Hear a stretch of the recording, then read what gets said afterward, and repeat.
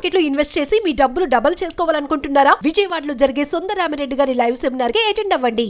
నమస్తే రామ్ సార్. నమస్తే అండి. చాలా మంది ఆడవాళ్ళలో క్యాపబిలిటీ ఉంటుంది, వాళ్ళ దగ్గర మంచి మంచి ఐడియాస్ ఉంటాయి, వాటిపైన అవగాహన కూడా ఉంటుంది. చాలామంది ఉమెన్స్ MBA ఫినిష్ చేసి మార్కెటింగ్లో ప్రో అయిన వాళ్ళు కూడా ఉంటుంటారు. బట్ ఎక్కడో వంటగదికి ఇంటికి మాత్రమే పరిమితమై ఆఫ్టర్ మ్యారేజ్ లైఫ్ ఆగిపోతూ ఉంటుంది. కారణాలు ఏంటి వాళ్ళకు కూడా తెలీదు. అసలు ఎందుకు ఆగాము, మా దగ్గర క్యాపబిలిటీ ఉంది, మేము చేయగలం కదా, ఆగడానికి గల కారణాలు ఏంటని అసలు ఒకసారి వెనక్కి తిరిగి చూసుకుంటే వాళ్ళకి 10 ఏళ్ళు ఖాళీగా కనిపిస్తుంది తప్ప ఒక అచీవ్మెంట్ వాళ్ళ లైఫ్లో ఉండదు. దానికి రీజన్స్ ఏంటి అంటారు? నేను చెప్పింది కరెక్టే. చాలామంది ఏంటంటే వాళ్ళు అనుకున్న ఆలోచన వేరే వాళ్ళు ఇంప్లిమెంట్ చేసినప్పుడు చూసి తడుతూ ఉంటుంది. అప్పుడు అరే నేను ఎప్పుడో చేద్దాం అనుకున్నా, ఇట్లా పలానోళ్ళు చేస్తున్నారు అని వాళ్ళ ఫీలింగ్ ఏంటంటే. ఎగ్జాంపుల్, చాలామంది ఆడవాళ్ళు యూట్యూబ్ ఛానల్స్ ఈ మధ్యకాలంలో ట్రెండ్ అయిపోయింది. అవి చూసి ఇంకొంతమంది నాకు ఎప్పుడో ఈ ఆలోచన వచ్చి నేను ఎందుకు చేయలేదో నాకు అర్థం కాలేదు అని అన్న వాళ్ళు చాలామంది ఉన్నారు నా దగ్గర. నేను ఎగ్జాంపుల్ చెప్తున్నాను. ఇంకా అప్పుడు వాళ్ళ ఆలోచన ఎలా ఉంటుంది తెలుసా, నేను ముందే చేద్దాం అనుకున్నాను, అయితే ఇప్పుడు నాకు అర్థమైంది నేను కూడా చేయొచ్చు అని. అంటే అవతల వాళ్ళు ఈర్ష్య అని ఎక్కడ అనుకుంటారో అని, అది ఈర్ష్యకు లక్ష్యానికి మధ్యలో ఉన్న ఒక భావన ఎవరికి చెప్పుకోలేని పరిస్థితి వస్తుంది.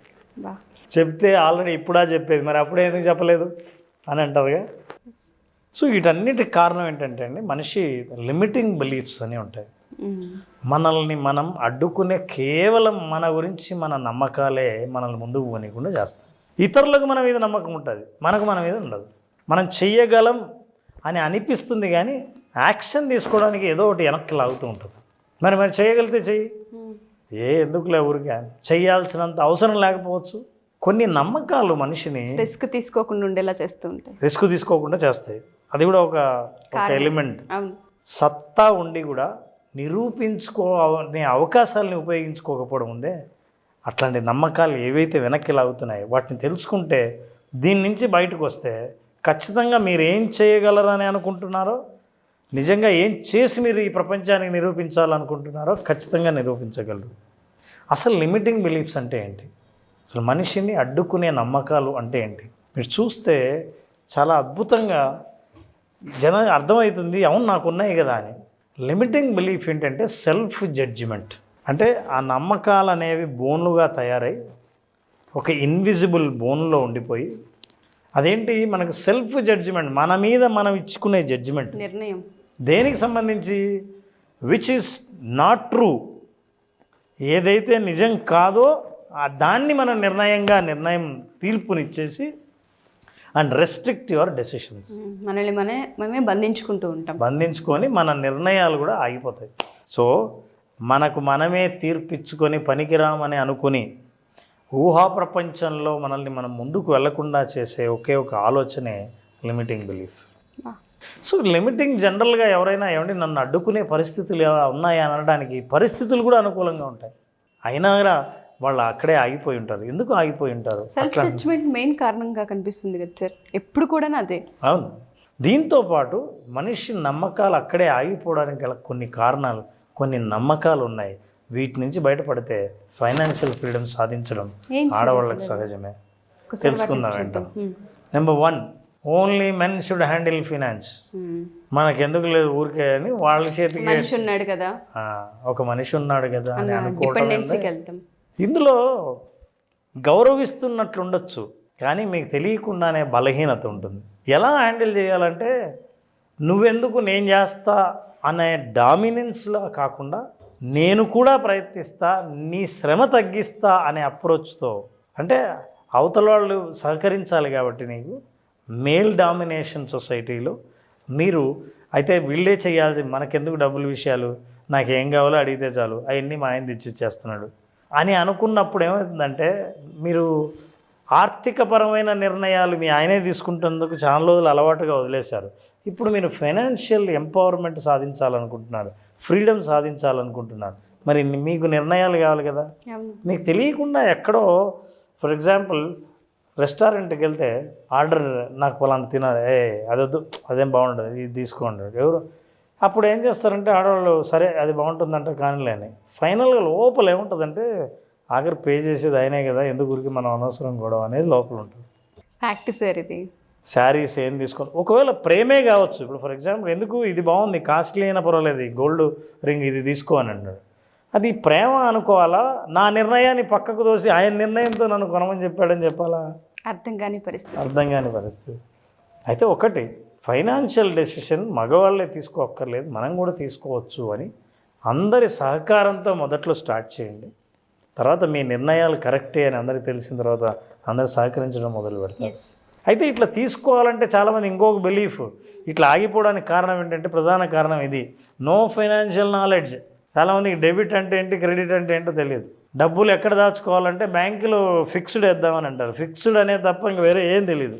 బ్యాంక్ ఒకటి ఉందని తప్ప ఇన్వెస్ట్మెంట్ ఆప్షన్స్ ఎన్ని ఉన్నాయి, లిటరసీ తెలుసుకోవాలి, ఎక్కడ ఇన్వెస్ట్ చేయొచ్చు, ఎంత జాగ్రత్తగా చేయొచ్చు, పర్సంటేజ్ క్యాల్కులేషన్ ఎలా చేయాలి, ఇవన్నీ చాలా బేసిక్స్. రోజు ఏ విషయానికి ఎంత పర్సంటేజ్ ఖర్చు చేస్తున్నాం, ఎంటర్టైన్మెంట్కి ఎంత, ఫుడ్కి ఎంత, బేసిక్ ఖర్చులకి ఎంత, లగ్జరీకి ఎంత, నీడ్స్కి ఎంత, ఇవి క్యాల్కులేట్ చేయాలి. నాకు తెలుసు చాలా అద్భుతంగా పొదుపు చేస్తారని తెలుసు, కానీ ఫైనాన్షియల్ లిటరసీ అంటారు, ఆ జ్ఞానం లేకపోతే చాలా కష్టం. మీకు ఆ జ్ఞానం లేదనుకోండి, డబ్బులు ఎవరైనా ఎందుకు ఇచ్చి నీ ఇష్టం నువ్వు ఖర్చు పెట్టుకొని ఎందుకంటారు, నీకేం తెలియదు అంటారు. నీకేం కావాలో చెప్పు నేను తెస్తా, నీకేం తెలియదు. సో మీరు ఆ లిటరసీ తెలుసుకోండి. సో లిమిటింగ్ బిలీఫ్స్లో మనకెందుకు అని మీరు పట్టించుకోకుండా ఉన్నవి మిమ్మల్ని ఆపేసేవి అవే, ఆ జ్ఞానం లేకపోవడం వల్ల. నాలెడ్జ్ ఉంటే కాన్ఫిడెన్స్ పెరుగుతుంది, క్లారిటీ ఉంటే కాన్ఫిడెన్స్ పెరుగుతుంది, మీరు ఒక అడుగు ముందుకేస్తారు. ఇది ప్రధాన కారణం నాలెడ్జ్ లేకపోవడం. నాలెడ్జ్ తెలుసుకునే ప్రయత్నం చేయండి, కొంత టైం పట్టచ్చు కానీ తెలుసుకోండి. పిల్లల ముందు కూడా చాలామంది నేను చూశాను, తల్లిదండ్రులు ముఖ్యంగా తల్లి పిల్లలు అబ్బా నీకేం తెలియదు అని అన్నప్పుడంతా పిల్లలే కదా అని సర్దుకుపోయినా లోపల ఎక్కడో తీసేస్తున్నారు. రేపు పిల్లలు ఏదైనా నిర్ణయం తీసుకునే ముందు అమ్మని అడగకుండా వాళ్ళే నిర్ణయాలు తీసుకొని, ఎందుకంటే మీకేం తెలియదు, వాళ్ళు కరెక్టే కావచ్చు కానీ బట్ ఆ ఫీలింగ్ మీకు ఎలాగ అనిపిస్తుంది, అందుకే ఫైనాన్షియల్ లిటరసీ అవసరం. Get it. So next is the most powerful belief, limiting belief, self doubt. ఇంకా సెల్ఫ్ డౌట్ గురించి చెప్పక్కర్లేదు, హాంట్ చేస్తుంది సార్ మనిషిని. రోజు చేసే వంట చేసినా సరే అవతల వాళ్ళు బాగుంది అని చెప్పనిదే అది బాగుందా లేదా మనకే డౌట్. ఆ జడ్జిమెంట్కు కొలిక్కి రాము మనం పిక్చర్ వేసుకోం, బాగుంది అన్న కాన్ఫిడెన్స్ మనలో ఉండదు. ఫస్ట్ బాగాలేదు అని అంటూనే నీ మొత్తం అనుభవము నువ్వు చేసి ఇది ఎలా చేయాలో తెలిసి ఉండి కూడా బాగోలేదా, నేను బాగా వచ్చిందే అంటే నీకెందుకు డౌటు. సో ఐ నో మీరు ఎవరినైనా అడగాలనుకుంటే ఒపీనియన్ లాగా అడగండి, కానీ అది మీ మీద మీకే డౌట్ పుట్టేలా అడగకూడదు. అవతల వాళ్ళకి కూడా అచ్చా నీకు తెలీదా అనే పరిస్థితి ఉండకూడదు. But I'm asking just taste. So ఎందుకు టేస్ట్ చూడమంటున్నా అంటే ఏ తేడా వచ్చినా నేను అడ్జస్ట్ చేయగల కెపాసిటీ నాకు ఉంది, అందుకే ఇప్పుడే అడుగుతున్నా అని కమాండ్ ఉండాలి. సెల్ఫ్ డౌట్ ఉన్నవాళ్ళంటే ప్రతి విషయంలో సెల్ఫ్ డౌట్, నేను కరెక్ట్గా ఖర్చు పెట్టానా, నేను ఆలోచించి కరెక్ట్గా చేస్తున్నానా, నా నిర్ణయం కరెక్టేనా, ఎందుకు లేరు రిస్క్ అని. సో ఈ సెల్ఫ్ డౌట్ అన్ని విషయాల్లోనూ ప్రభావితం చేస్తూనే ఉంటుంది. ఇంకా ఫినాన్షియల్లో అయితే అది నరకంగా అనిపిస్తుంది, వాళ్ళకి అర్థం కాని పరిస్థితి. సెల్ఫ్ డౌట్ ఎప్పుడుందో అదర్స్ కూడా డౌట్ పడతారు.